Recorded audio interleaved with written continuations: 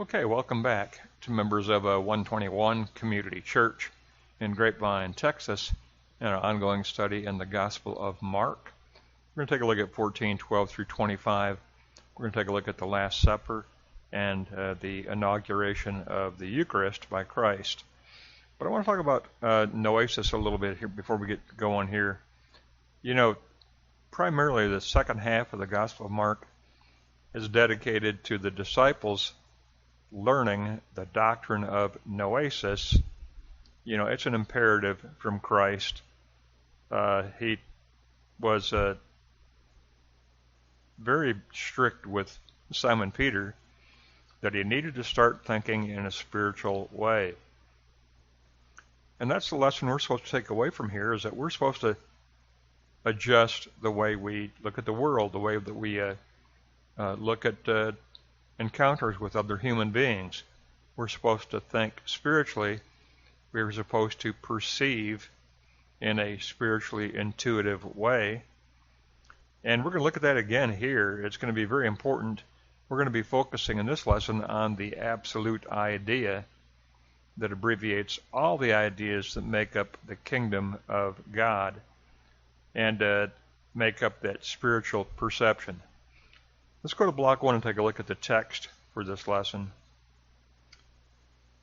On the first day of the festival of unleavened bread, when it was customary to sacrifice the Passover lamb, Jesus' disciples asked him, "Where do you want us to go and make preparations for you to eat the Passover?" So he sent two of his disciples, telling them, "Go into the city, and a man carrying a jar of water will meet you. Follow him. Say to the owner of the house he enters, 'The teacher does ask, where is my guest room, where I may eat the Passover with my disciples?' He will show you a large room upstairs, furnished and ready. Make preparations for us there." The disciples left, went into the city, and found things just as Jesus had told them. They prepared the Passover. When the evening came, Jesus arrived with the 12. While they were reclining at the table setting, he said, "Truly I tell you, one of you will betray me, one who is eating with me." They were saddened, and one by one they said to him, "Surely you don't even mean me?" "It is one of the 12, he replied, "one who dips bread into the bowl with me. The Son of Man will go just as it is written about him. But woe to that man who betrays the Son of Man. It would be better for him if he had not been born." While they were eating, Jesus took bread, and when he had given thanks, he broke it and gave it to the disciples, saying, "Take it, this is my body." Then he took a cup, and when he had given thanks, he gave it to them. They all drank from it. "This is my blood of the covenant, which is poured out for many." He said to them, "Truly I tell you, I will not drink again from the fruit of the vine until that day when I drink it anew in the kingdom of God." The inauguration of the Eucharist, the Lord's Supper, begins here. And the Eucharist, for Hegel, was the absolute idea that abbreviated his entire biblical Christian worldview. And he called that, Hegel called it, the speculative Good Friday.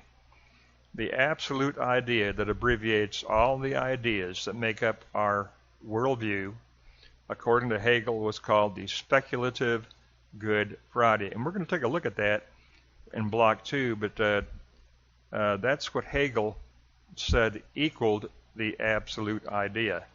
Let's go to block 2 and get started on that. We're going to look at Ruckman, we're going to look at Edwards, then we're going to look at Hegel. 3 different perspectives on this narrative. Ruckman, it's a place of preparation. Jesus and the disciples are eating the Passover early because the next day Christ will be the Paschal Lamb. All of the disciples feel that if circumstances went a certain way, They all could be potential betrayers. Edwards, Kairos, divinely appointed time. Christ, Kairos, time has come. Remember, Kairos time is divinely appointed time. And Christ is the one who will govern all events. In Mark 14:35, Christ declares that this is his hour. His hour has come. His time has come. The appointed time of his death is approaching. Christ freely follows God's appointed plan. Now, Hegel, the absolute idea equals the speculative Good Friday. We're going to really get into noesis. Noesis is the intuitive grasp of the overall developed form of the real. So the overall form that we use to organize all of the ideas of the kingdom, that overall developed form, that is the absolute idea of noesis.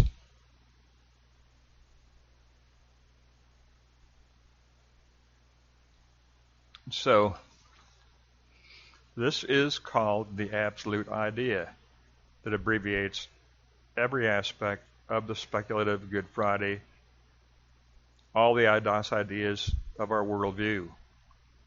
So here are three aspects of the speculative Good Friday as the absolute idea of noesis. God embraces all negativity in the cross and then negates all that negativity with the resurrection.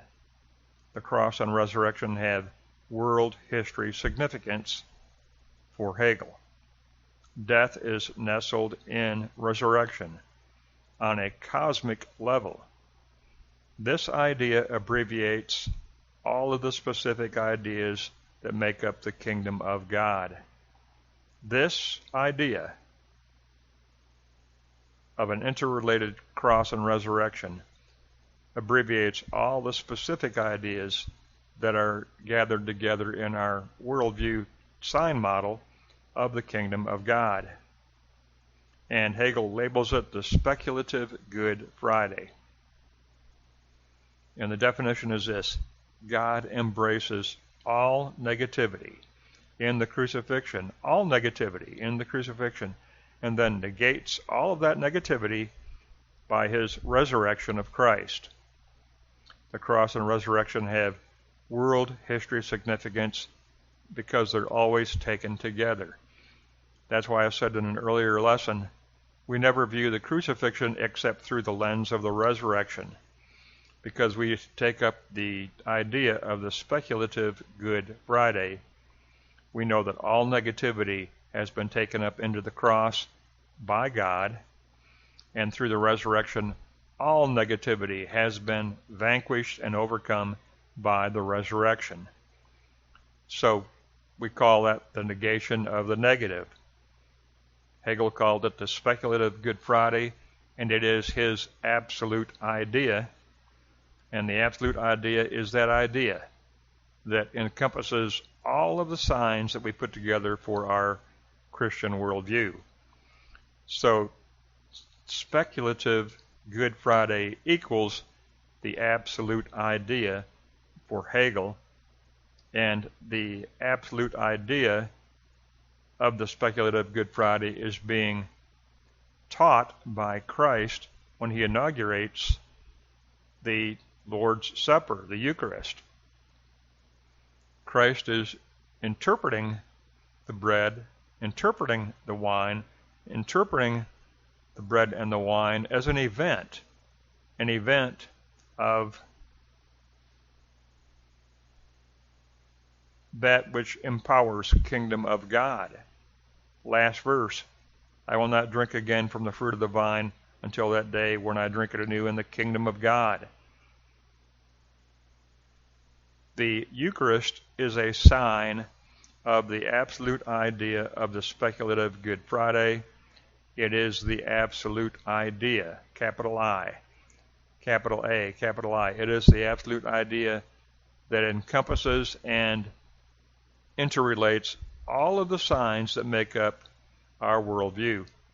So if you look at Ross's worldview that he taught us last year, that circle, that diagram is the absolute idea. It is the absolute idea that has organized all of the signs that Ross put in there.